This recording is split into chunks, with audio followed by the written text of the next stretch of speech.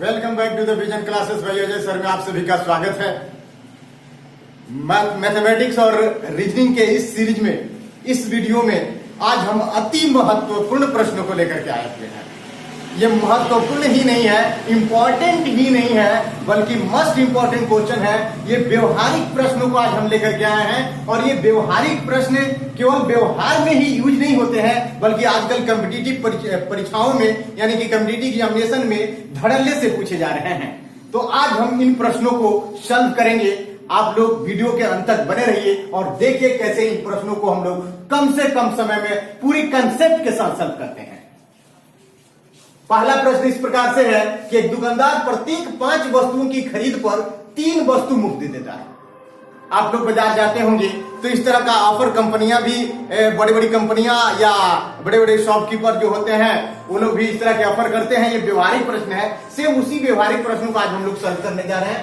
एक दुकानदार प्रत्येक 5 वस्तुओं की खरीद पर 3 वस्तु मुफ्त देता है तथा ग्राहक को 20% छूट देने के बाद भी उसे 25% का लाभ होता है। तो वस्तु का क्रय मूल्य और अंकित मूल्य का अनुपात पूछा जा रहा है। यहाँ क्या पूछा जा रहा है? वस्तु का क्रय मूल्य यानी कि ये क्रय मूल्य और उसका मार्क्स प्राइस जो है अंकित मूल्य, उसका रेशियो पूछा जा रहा है, उसका अनुपात पूछा जा रहा है।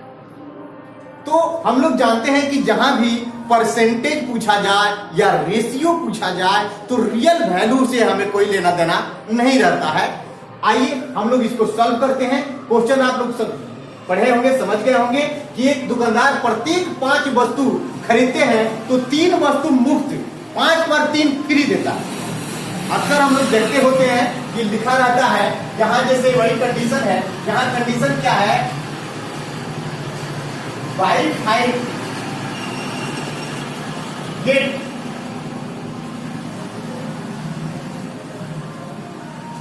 3 फ्री। ये कंडीशन है, बाय 5 गेट 3 फ्री, यानी कि 5 खरीदिए और 3 मुफ्त ले जाइए। 5 पर 3, 5 पर 3, इस तरह से लोग चिल्लाते रहते हैं। तो उसी तरह का ये क्वेश्चन है और आजकल के कॉम्पिटिटिव एग्जामिनेशन में इस तरह के बहुत सारे प्रश्न पूछे जाते हैं। आइए इसके हम लोग कैसे सॉल्व करेंगे। हम लोग को यहाँ निकालना है सीपी क्रय मूल्य और अंकित मूल्य का रेशियो। तो हम लोग जानते हैं कि सीपी और एमपी मार्क्स प्राइस, जिसको हम लोग एमआरपी भी कहते हैं, मार्क्स प्राइस, सीपी और एमपी का रेशियो का जो फॉर्मूला होता है वो फॉर्मूला होता है, सीपी निकालने के लिए हम लोग क्या करते हैं, 100% में से डिस्काउंट परसेंट को माइनस कर देते हैं। ये सीपी का होता है। और मार्क्स प्राइस के लिए हम लोग क्या करते हैं कि 100% में प्रॉफिट परसेंट को जमा कर देते हैं, अर्थात जोड़ देते हैं। ये फॉर्मूला होता है। इस आधार पर हम लोग इसको सॉल्व करेंगे, क्योंकि इन दोनों का रेशियो ही पूछा जा रहा है, सीपी और एमपी का रेशियो पूछा जा रहा है। तो हम लोग इस आधार पर इसको बहुत कम समय में सॉल्व कर लेंगे। अब यहाँ सीपी हम लोग फाइंड आउट करेंगे। तो डिस्काउंट कितना का है? 20% का डिस्काउंट दिया जा रहा है। 20% का डिस्काउंट देगा तो 100 से हम जब 20 माइनस करेंगे, 100% में से 20% को माइनस करेंगे तो बनेगा 80। उसी तरह से यहां मार्क्स प्राइस में कह रहा है कि उसको 25% का प्रॉफिट हो जाता है। तो 25% का जब प्रॉफिट होता है तो 100% में प्रॉफिट को जोड़ेंगे, 25% जोड़ेंगे तो 125%, यानी कि 125 होगा। अब हमें यहां सोचना ये है, सोचने वाली बात ये है कि ये 80 जो सीपी है, ये 80 सीपी क्या 5 वस्तुओं का है या पूरी 8 वस्तुओं का है? यहां पर देखने वाली बात यह है कि 20% डिस्काउंट तो दे रहा है, 20% डिस्काउंट दे रहा है। क्या 20% डिस्काउंट ही पूरा हो जाता है? नहीं। देखना यह है कि ये 3 वस्तु, 3 आर्टिकल जो फ्री में दे रहा है वो भी तो डिस्काउंट का ही हिस्सा है, वो भी तो डिस्काउंट का हिस्सा है। इसलिए हम लोग जब एक वस्तु का सीपी निकालेंगे तो यहां हम लोग 8 से डिवाइड करेंगे, क्योंकि 5 और 3 दोनों जोड़ करके 8 हुआ। 8 से हम लोग डिवाइड करेंगे तब जाकर के एक वस्तु का सीपी हमें मिलेगा। और यहां जो है, यहां चूंकि पैसा तो हमें 5 वस्तुओं का ही मिलेगा, पैसा तो मिलेगा 5 वस्तुओं का ही, 8 वस्तु का नहीं मिलेगा। 5 वस्तुओं पर तो 3 आप फ्री दे रहे हैं, लेकिन आपकी लागत के समय 8 वस्तु की लागत लगी होगी, इस कंडीशन में आप जो है 5 वस्तुओं का ही पैसा आपको लेना होगा, तो यहां पर हम 5 से डिवाइड करेंगे। अब इसका हम लोग करें, ये 8 से और इसको, तो आप देख रहे हैं ये रेशियो का फॉर्मूला है, ये रेशियो का फॉर्मूला है कि हम रेशियो ले लिए। अब यहां हमको बना 10 और रेशियो 25, इसको हम लोग कैंसिल कर देंगे, 5 दूनी 10 और ये 5 से 25, तो बना क्या, ये बना क्या, ये बना 2:5। ये मेरा आंसर, ये आंसर है। यही पूछ रहा है कि सीपी और एमपी का रेशियो क्या होगा, यही सवाल में पूछा जा रहा था, तो ये हमने सॉल्व किया। एक अगर ये बातें आपको अच्छी तरह से समझ नहीं पाए या कंफ्यूजन है, तो फिर मैं इसको सेकंड मेथड से सॉल्व कर देता हूं, आप इसे भी देख लेंगे। अभी फिलहाल इसका स्क्रीनशॉट आप ले लें। आइए इसी प्रश्न को हम लोग बेसिक मेथड से सॉल्व करते हैं, सेकंड मेथड से सॉल्व करते हैं। क्योंकि यहां रेशियो पूछा जा रहा है, सीपी और एमपी का रेशियो पूछा जा रहा है, तो फिर ऐसे केस में चूंकि रियल वैल्यू की चर्चा यहां नहीं की जा रही है, रियल वैल्यू की कोई बात नहीं है, तो हम अपने से मार्क्स प्राइस 10 रुपया, 20 रुपया या 50 रुपया कुछ भी मान सकते हैं। तो मार्क्स प्राइस जब हम लोग मान लेंगे, मान लेते हैं कि एक आर्टिकल का एमपी जो है वो 10 रुपया 10 है, तो वस्तुएं जो दी जा रही है टोटल दी जा रही है कितना, 8 का एमपी कितना हो जाएगा, 8 का एमपी हो जाएगा 80 रुपया। एक का 10, एक का मार्क्स प्राइस 10 रुपया है, तो 8 आर्टिकल का 80 रुपया हो जाएगा। अब हमें ये देखना है कि हम जो बेचेंगे, इसको देते हैं, तो कीमत तो हमें मात्र 5 वस्तुओं का ही मिलेगा। सेलिंग प्राइस जो एसपी होगा वो तो हमारा 5 आर्टिकल्स का ही होगा। तो 5 आर्टिकल्स का, ये 5 आर्टिकल का एसपी जो होगा वो होगा 50 रुपया। लेकिन सवाल में ये कह रहा है कि ये 50 रुपया सेलिंग प्राइस है, इस 50 रुपया पर भी उसको 20% और छूट दिया जा रहा है, 20% उस पर और छूट दे रहा है। किस पर, ये जो 5 वस्तुओं का जो सेलिंग प्राइस 50 रुपया है, ये मतलब 5 वस्तुओं को जो 50 रुपया, एक का मार्केट प्राइस हम लोग 10 माने तो 5 का 50 रुपया हो जाएगा, तो 50 पर भी कहता है कि नहीं अभी आप रुकिए, हम आपको इतना ही नहीं 20% और डिस्काउंट देंगे। तो इसका 20% जब हम लोग करेंगे, 50 का 20% आप यहां कर लें, 50 का 20% करते हैं, तो आप देख रहे हैं ये कितना हो रहा है, 10 रुपया और माइनस हुआ। तो 10 रुपया और माइनस जब होगा तो ये सेलिंग प्राइस अब 50 नहीं रह गया, अब ये सेलिंग प्राइस कितना बन जाएगा, 40 रुपया, 40 रुपया बन जाएगा सेलिंग प्राइस। अब हमें ये सोचना है कि यहां सेलिंग प्राइस मेरा 40 बन रहा है, हम इसे सीपी निकालने का प्रयास करेंगे कि सीपी क्या है। सीपी निकालने के लिए हम प्रयास करेंगे, तो सीपी जब निकालने का प्रयास करेंगे तो यहां पर 40 रुपया जो ये है सेलिंग प्राइस, ये 40 रुपया 25% लाभ के साथ है।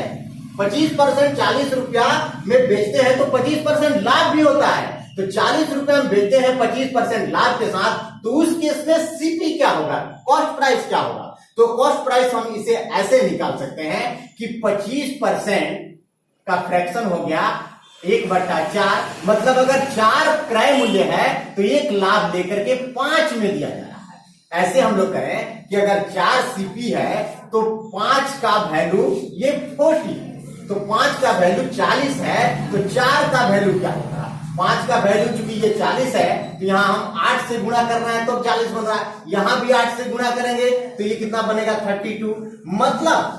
मतलब ये हुआ कि सीपी हमने फाइंड आउट कर लिया। सीपी मेरा कितना आया 32 रुपया और मार्क्स प्राइस कितना है 80 रुपया। तो हमसे यही तो पूछा जा रहा है, सीपी और एमपी का रेशियो बताइए। क्वेश्चन में तो यही पूछा जा रहा है क्रय मूल्य और विक्रय अंकित मूल्य का अनुपात क्या होगा। तो अब यहां हम सीपी और एमपी का रेशियो जब फाइंड आउट करेंगे तो इसका रेशियो क्या बन रहा है, सीपी बन आपका है 32 रुपया और ये है 80 रुपया। तो इस तरह से आप देखें, इसको 16 से कटा देंगे 2 और ये 5, तो इस तरह से आपने देखा कि रेशियो निकल के कितना आया 2:5, मतलब 2:2:5, ये आंसर हुआ। तो सेकेंड मेथड चूंकि इजी है, सेकेंड मेथड ज्यादा इजी है, लेकिन फर्स्ट मेथड जो मैंने शुरू में रेशियो का फॉर्मूला यूज करके बनाया, उससे आपका समय बचता है। इजी ये जरूर है, लेकिन उससे आपका समय बचता है। उसे 5 से 7 सेकंड के अंदर आप उसको सॉल्व आउट कर सकते हैं। आइए अब हम लोग दूसरे प्रश्न को सॉल्व करेंगे। दूसरे प्रश्न को सॉल्व करने से पहले आप लोग इसका स्क्रीनशॉट ले लीजिए, क्योंकि हम इसे मिटाएंगे।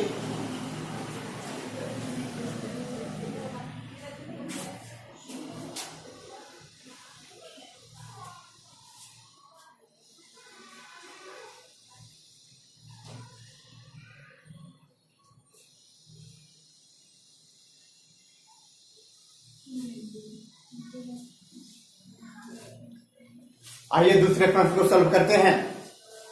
दूसरा प्रश्न भी सेम उसी टॉपिक का है। एक दुकानदार प्रत्येक 12 वस्तुओं की खरीद पर 4 वस्तुएं मुफ्त देता है तथा ग्राहक को 20% छूट देने के बाद भी 20% का लाभ होता है, तो वस्तु का क्रय मूल्य और अंकित मूल्य का अनुपात क्या होगा? यहां पर कंडीशन ये है, यहां पर कंडीशन है कि बाई 12 गेट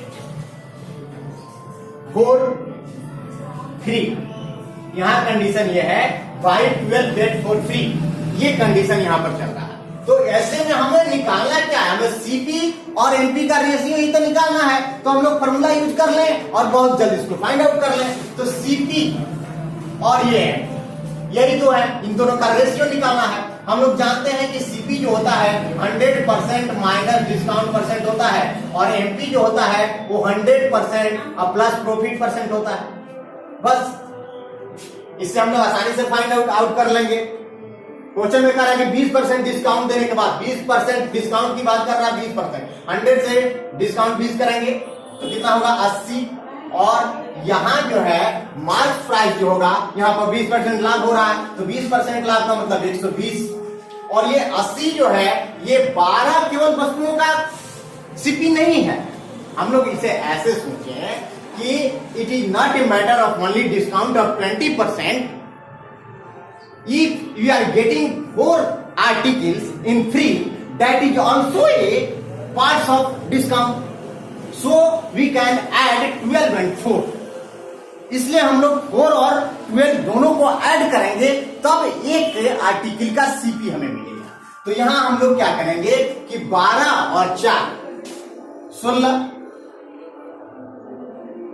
और यहां पर तो हमें 12 का ही पैसा मिलेगा। तो इसी केस में हम देख रहे हैं कि ये 16 से इसको कर देते हैं 5 और इसको कर देते हैं, तो ये हो जाता है 10। यहां मिला 5 और रेशियो में 10।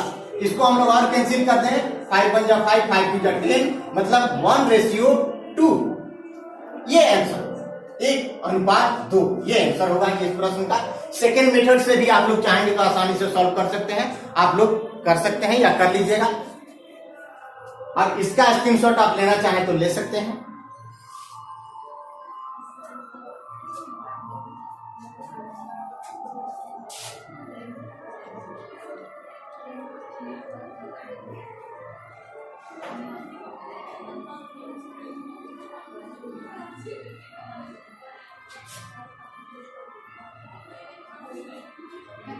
प्रश्न की ओर बढ़ते हैं।